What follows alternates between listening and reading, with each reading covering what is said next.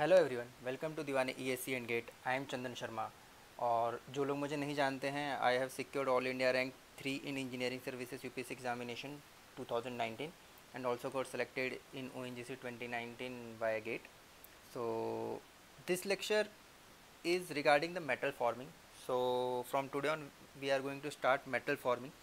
So in the metal forming the topics are, first is we will cover cold working and hot working, and before that we will cover the terminology. Okay, so this lecture is based on the terminology, which is very important. Okay, so we will talk about that. Then we will talk about the cold working and hot working and their differences. Then from the second or from third or fourth lecture we are going to cover forging, then extrusion, then drawing, and then rolling. So this topic is consist of theory, okay, plus numericals. So this cover a huge marks in engineering services and GATE also. So please try to complete this syllabus. And जो इसके इन जो syllabus हैं, ये सारे जो syllabus हैं, इसमें maximum revision, multiple revisions are very much required because this is theory based. Okay, so your numerical is also depend on the theory, so you need to revise it on the regular basis because this is production. Okay, and the basically the metal forming is mixture of production and material science. So आपको पता चलेगा कैसे. So let's start with the terminology. So सबसे first हम देखते हैं first of all ingots, blooms, billet and slab. As I have shown you the arrows, so you will know that the ingot is the first one, then bloom, then billet, then slab. So what is the ingot? So it is a solid form of steel that is available, raw form you can say. When you do the hot rolling in this, then it will get changed into bloom. So after hot rolling, its thickness will reduced and width will increase, so then it is called as bloom. So there is a specific size, you don't have to remember that. After that, again hot rolling, then it gets changed into billet, then again thickness decreases, width increases, and then again hot rolling, and then it is changed into a slab. So what you have to remember, you have to remember this sequence: ingot, bloom, billet, and then slab. Okay, so after that we will we will see what is plastic deformation. So plastic deformation, many of you must have known that deformation beyond elastic limit. Now इसके पहले ये के पहले आपको stress strain graph पता होना चाहिए. Then you should know what is the yield point, what is the elastic limit, okay, and what is the elastic zone, what is toughness, what is resilience, then what is plastic zone, फिर what is ultimate stress, what, ये सब चीज़ें आपको पता होनी चाहिए. What is fracture state इसके पहले. सो मैं आपको एक चीज़ बोलना चाहूँगा कि इस टॉपिक स्टार्ट करने के पहले एटलीस्ट बेसिक्स ऑफ जो स्ट्रेस स्ट्रेन ग्राफ है हमारा, ओके, जो इस टाइप से होता है कुछ, आप लोगों ने पढ़ा है, इसको एक बार ज़रूर पढ़ लीजिएगा कि इसमें इलास्टिक जोन कौन सा है, टफनेस किसको कहते हैं, रेजिलियंस किसको कहते हैं, देन प्लास्टिक जोन कौन सा है, एटलीस्ट बेसिक. ओके, सो इतना आप कवर कर लीजिए ताकि आपके लिए थोड़ा सा अच्छा हो. So deformation beyond elastic zone. Why beyond elastic zone? Because the deformation before elastic zone, अगर जैसे ही हम फोर्स हटा लेंगे, when you release the force, then the material, if the material is elastic, then it will again take its shape, okay, the original shape. But if deformation is beyond elastic limit, then the material will remain in that shape. So plastic deformation hota hai kya? Why what are the phenomena that are coming into the picture during the plastic deformation? So these are slip, then grain fragmentation or grain distortion, okay, then movements of atoms and lattice distortion.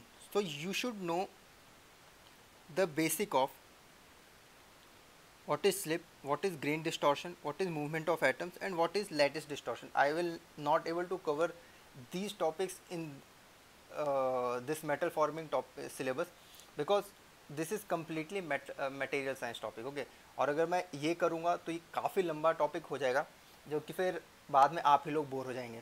सो मैं ये बोलता हूँ at least Google करके देख लें कि होता क्या है, इनकी डेफिनेशंस क्या होती है, what is slip, what is grain distortion और what is grain, what is atoms और what is movement of atoms, then what is lattice and different types of lattice distortion.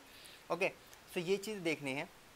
So plastic deformation का basic हमें पता चला है कि deformation beyond elastic limit is known as plastic deformation. Then there is a term called bulk deformation process. अगर आप काफ़ी सारे जो बड़े बड़े पंचेस होते हैं, ठीक है, अगर आप मैन्युफैक्चरिंग प्लांट में जाएंगे सो वहाँ पर कई बार क्या होता है कि इस टाइप से होता है। Okay, this is the initial work piece and after punch it get change into this. Okay, so ये बल्क डिफॉर्मेशंस में आते हैं। अब बल्क डिफॉर्मेशन क्या है, large amount of plastic deformation. So you can see large amount of plastic deformation. First length decreases, then diameter increases, and this is in significant manner. Like if this is L, then this will be L by 3 or directly half or 1/3. Okay, so cross section changes. Cross section change हो गया, like you can see इसका cross section and इसका cross section, then length and then ये, so it changes. No volume change. If you see, अगर हम plastic ये forming कर रहे हैं, ओके, डिफॉर्मेशन कर रहे हैं, so there is slight, very slight change in the density, very very slight. Okay, but हम उसको कंसिडर नहीं करते हैं। सो उसको कंसिडर हम इसलिए नहीं करते हैं क्योंकि फिर उसकी स्टडी काफ़ी डिफिकल्ट हो जाएगी। हायर लेवल पे उसकी स्टडीज़ होती है but we are not considering it. So what we say, volume remains change. Then ratio of cross sectional area upon volume is small. Okay, so ये भी एक इसका फीचर होता है। देन अगर आप bulk deformation process generally if you are going the production, so it is mostly hot और warm working. We will come to the hot and warm working and cold working. First ये देख लीजिए कि bulk deformation process are mostly hot and warm working और ये preferred होता है। Y, देखिए एक सिंपल सा एग्जांपल देता हूँ। Like if you have seen जो हमारा आयरन स्मिथी होता है वहाँ पर हम देखेंगे। So if you want to change the shape, okay, so first हम उसको हीट करते हैं and then we try to form it by using hammer. हम डायरेक्टली उसको नहीं करते हैं, क्यों? बिकॉज अगर आप डायरेक्टली उसको करना चाहेंगे so temperature, first temperature is low, okay, and at low temperature the strength of the material is high. So to change or to do a kind of a work, because the deformation is a kind of work or providing energy to that workpiece, so उसके लिए आपको energy काफ़ी ज़्यादा देनी पड़ेगी, या तो फिर आपको फोर्स बहुत ज़्यादा लगाना पड़ेगा जो कि हमारे मैनुअल हैमर से पॉसिबल नहीं है। सो फर्स्ट हम उसको गर्म करते हैं and at elevated temperature the grain, जो ग्रेन होते हैं वो थोड़े से वाइड ओपन हो जाते हैं एंड उस पॉइंट पे अगर शेप चेंज करना है तो जो एनर्जी रिक्वायर्ड होती है वो कम होती है। एनर्जी रिक्वायरमेंट ज़ीरो नहीं होता पर डिक्रीज़ होती है। इसलिए मोस्टली ट्राई करते हैं कि हॉट एंड वार्म वर्किंग, ठीक है, बट हम कहीं कहीं पर कोल्ड वर्किंग भी करते हैं because for some material at elevated temperature they react with the atmosphere and oxidation takes place और रस्टिंग कैन हैपन, और या तो फिर उससे बचाने के लिए हम उसको एक एनवायरनमेंट में रखना पड़ेगा जहाँ पर ऑक्सीजन ना हो। सो ये सब चीज़ें जब हम प्रोडक्शन में देखते हैं तो कई बार हम उनको कोल्ड वर्किंग देते हैं क्योंकि वहाँ पर कॉस्ट बेनिफिट वाला फंडा आ जाता है। तो मैं ये नहीं कह रहा हूँ हमेशा हॉट और वार्म वर्किंग होती है, but we mostly preferred. Okay, then यहाँ पर एक फंडा आता है what is strain hardening. So इसको आप अच्छे से समझ लीजिए, ठीक है, ये मैंने बहुत अच्छे से समझा है और मैं आपको बहुत अच्छे से समझा सकता हूँ।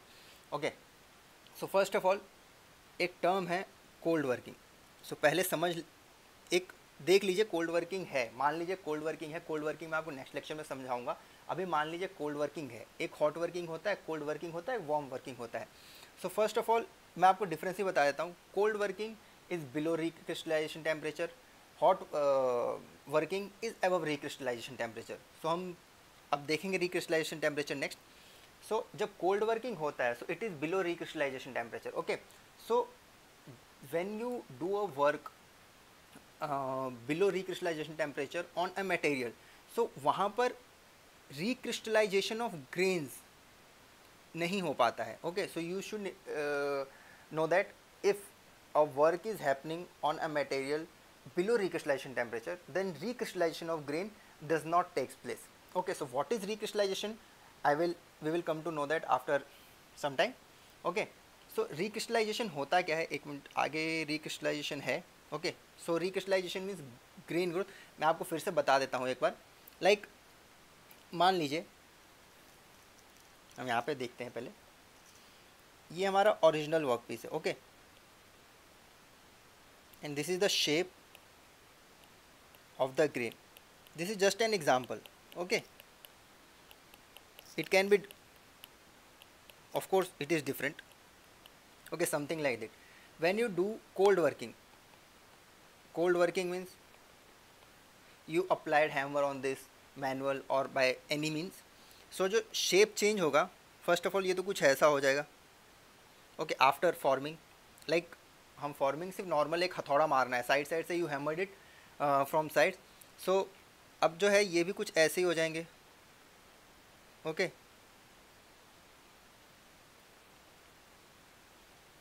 सो the grain will get distorted, this is known as grain distortion और ग्रेन फ्रैगमेंटेशन।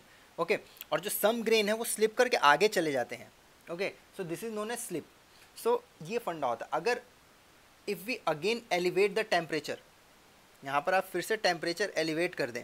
ओके, सो मैं ये नहीं, यहाँ पर होगा कि ये शेप तो ऐसा ही कुछ रहेगा, जो ये शेप है ऐसा कुछ शेप, मान लीजिए आउटर शेप इज सेम, और just wait a minute. Okay, shape will remain same, but the shape of the grain will again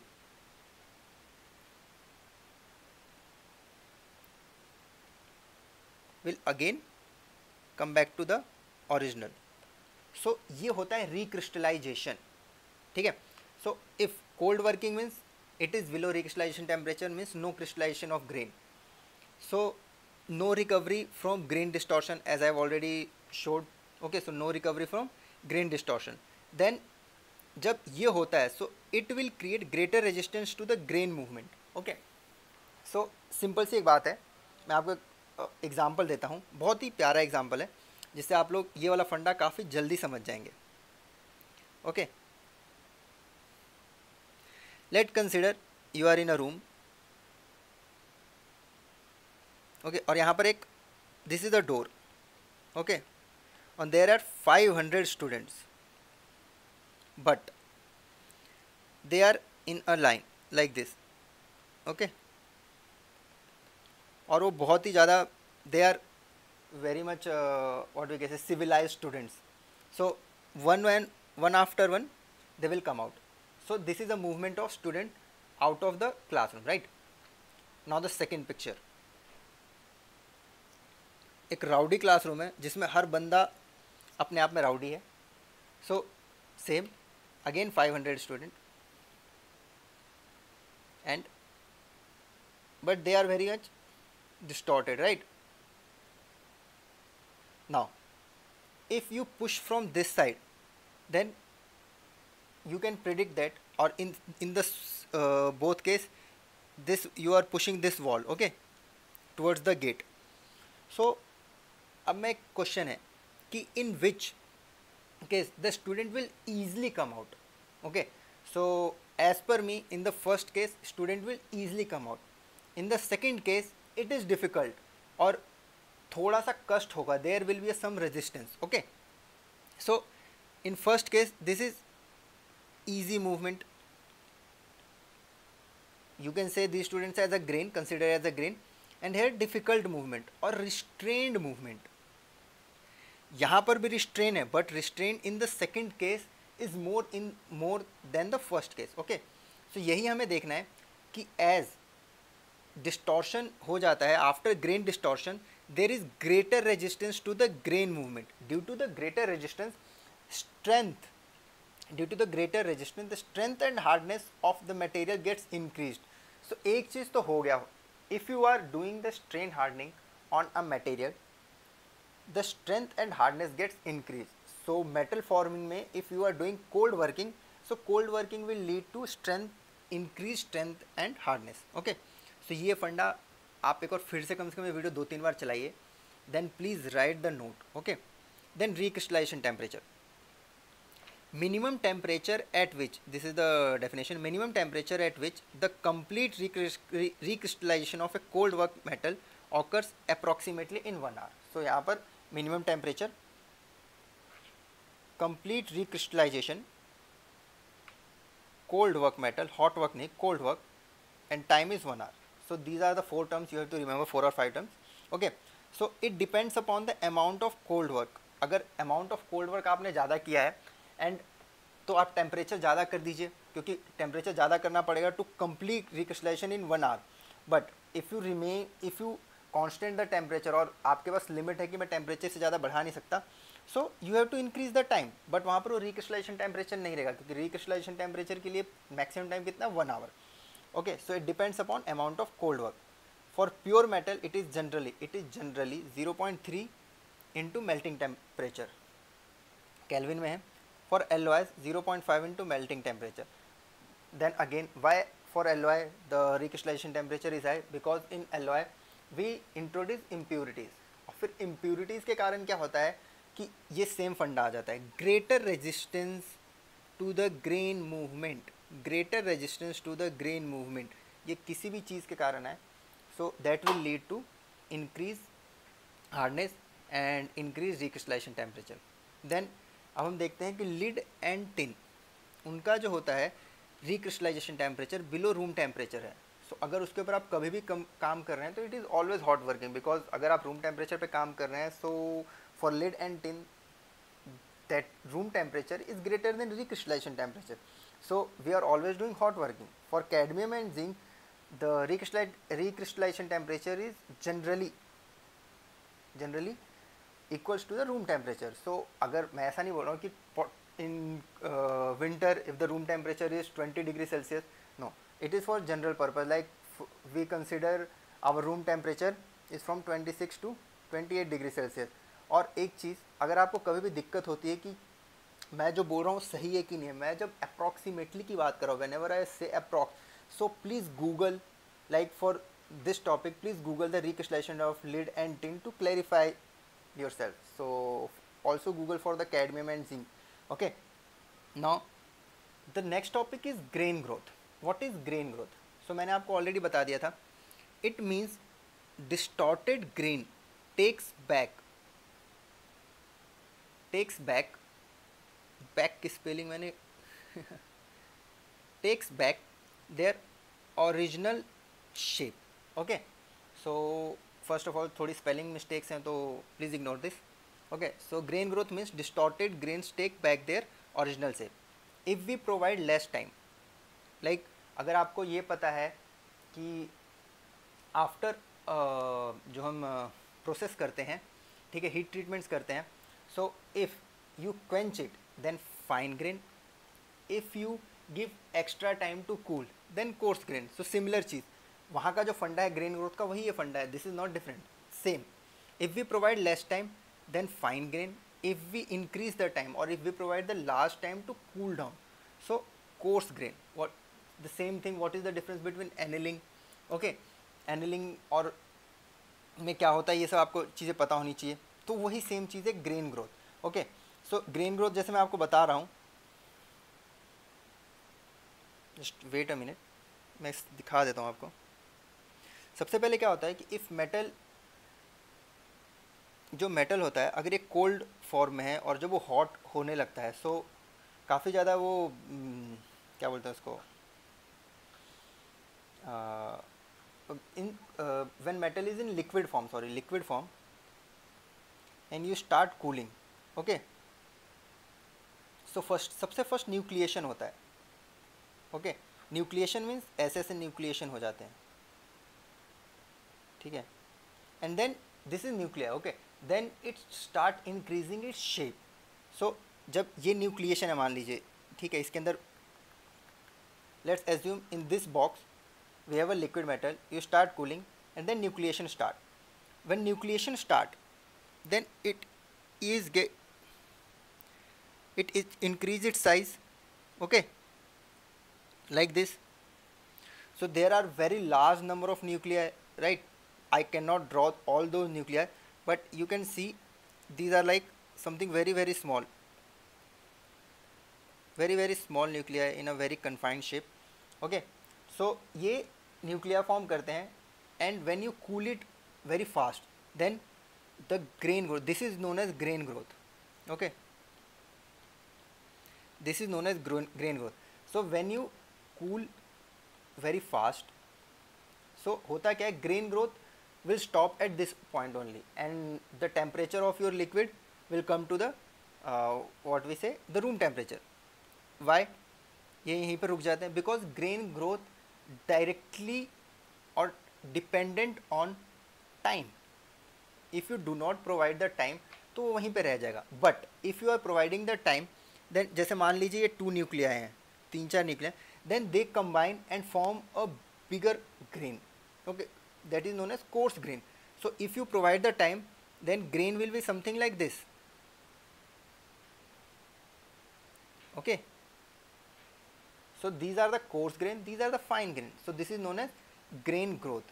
so अब as grains are fine, therefore number of grains are more or high, then surface area is large. okay, जैसे एक बड़ा ball है उसका surface area, and then you again means change that volume of the ball in a very very small balls, then the surface area gets increased, right? so surface area अगर increase होता है तो उससे surface energy increase होती है.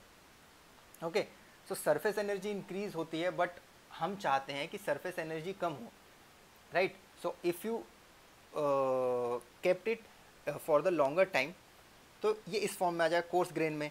सो coarse grain में अगर कभी क्वेश्चन पूछ दिया आपसे कि the surface energy of fine grain is large और the coarse grain is large, so surface energy of fine grain is large. Why? Because the surface area of the fine grain is more. Very simple. Okay, right. So अब एक फंडा आता है to retard grain growth. Why grain growth retardation हमें चाहिए, मैं आपको बता देता हूँ. पहले ये देख लीजिए. To retard grain growth impurity हम डालते हैं. इम्प्यूरिटी फॉर एग्जांपल एलॉयज और इनसॉल्युबल सेकंड फेज. अभी इनसॉल्युबल सेकंड फेज क्या होता है, प्लीज़ गूगल इट. ओके, क्योंकि मैं सारी चीज़ें नहीं समझा पाऊंगा आपको. Okay, then grain growth strongly depend upon temperature. जैसे मैंने आपको बताया था, ग्रेन ग्रोथ अगर आप हाई टेम्परेचर पे रखेंगे किसी मटेरियल को, सो वहाँ पर ग्रेन ग्रोथ काफ़ी फास्ट होगा. अगर आप रूम टेम्परेचर पे रखेंगे तो भी ग्रेन ग्रोथ हो रहा है, पर वो इतना स्लो हो रहा है कि वो इनसिग्निफिकेंट हो जाता है. सो एट हाई टेम्परेचर, तभी तो बोलते हैं ना कि रिक्रिस्टलाइजेशन टेम्परेचर पे ग्रेन ग्रोथ 1 आवर में होता है. ओके, लाइक फॉर एग्जांपल किसी का रिक्रिस्टलाइजेशन 400 डिग्री सेल्सियस है. ओके, वहाँ पर 1 आवर में कंप्लीट रिक्रिस्टलाइजेशन हो रहा है, मीन्स कंप्लीट ग्रेन ग्रोथ अच्छे से हो रहा है जो आपको चाहिए. But if you keep the temperature at 200 degree Celsius, so वहाँ पर 1 आवर की जगह पे 4 आवर और 5 आवर्स लग सकते हैं, बट ग्रेन ग्रोथ होगा. ओके, सो ये यहाँ पर टॉपिक एंड हो रहा है. पर सॉरी, ये चीज़ पहले हम देख लेते हैं कि to retard grain growth, why we want to retard the grain growth. Okay, सबसे पहले देख लीजिए होता क्या है कि मान लीजिए एक यहाँ पर ये शेप है. ओके, यहाँ पर पहले ये बड़े बड़े ग्रेन है. Okay, there are large size grains means coarse grain. So if you want, if if electron और इफ़ एटम हम मान लीजिए wants to move from this position to this position, so inside the grain it can move, right? but ये जो है position, इसको cross करने के लिए थोड़ा हर्डल है, राइट? क्योंकि this is grain boundary. So grain boundary हम कंसिडर करते हैं एज एन इम्प्यूरिटी. वहाँ पर सारी इम्प्यूरिटीज आ जाती हैं ग्रेन बाउंड्री पे. So to cross it we need to introduce more energy. So वो क्रॉस कर गया एंड अगेन वो इस पोजिशन में पहुँच गया. अब एक दूसरा है जहाँ पर बहुत छोटे छोटे हैं. Okay, small grain. नो, ये जो डिस्टेंस है मान लीजिए 1 सेंटीमीटर है, यहाँ पर भी 1 सेंटीमीटर मूव करने के लिए this atom have to cross 1 grain boundary, 2 grain boundary and 3 grain boundaries. So now you have to apply more energy. So अब आप समझ रहे हैं, एनर्जी अप्लाई ज़्यादा हो गया for same movement, for same distance के लिए, मूवमेंट के लिए. So means the strength of that strength of workpiece 2 is greater than 1. तो सम टाइम हमें जब स्ट्रेंथ बढ़ानी होती है, so we have to retard the grain growth. तो उसके लिए हम इम्प्यूरिटी यूज़ करते हैं, इनसॉल्युबल सेकेंड फेज यूज़ करते हैं. सो ये वीडियो यहाँ पे ख़त्म होता है. In next video we will cover cold working and hot working. That is also very important topic. If you see the previous year question of engineering services and और भी PSC के एग्ज़ाम, BRC, देन इसरो, सो वहाँ पर काफ़ी ज़्यादा चीज़ें पूछी जाती हैं इस टॉपिक से. ओके और एग्ज़ाम में एंड इंटरव्यू में बोथ. ठीक है, जैसे मेरे से इंजीनियरिंग सर्विसेज के इंटरव्यू में काफ़ी सारे क्वेश्चन पूछे गए थे. सो प्लीज़ प्लीज़ प्लीज़ ये टॉपिक अच्छे से कवर कीजिए. मैं हर एक टॉपिक के लिए बोलता हूँ, पर ये टॉपिक सही में मेटल फॉर्मिंग बहुत इंपॉर्टेंट है, क्योंकि फर्स्ट ऑफ ऑल ये प्रैक्टिकल थिंग है. ठीक है, प्रोडक्शन से डायरेक्टली रिलेटेड है. सेकंड, ये सिर्फ और सिर्फ प्रोडक्शन नहीं है, इसमें मटेरियल साइंस भी है. सो आपको ये चीज़ें समझनी पड़ेंगी. So enjoy the topic.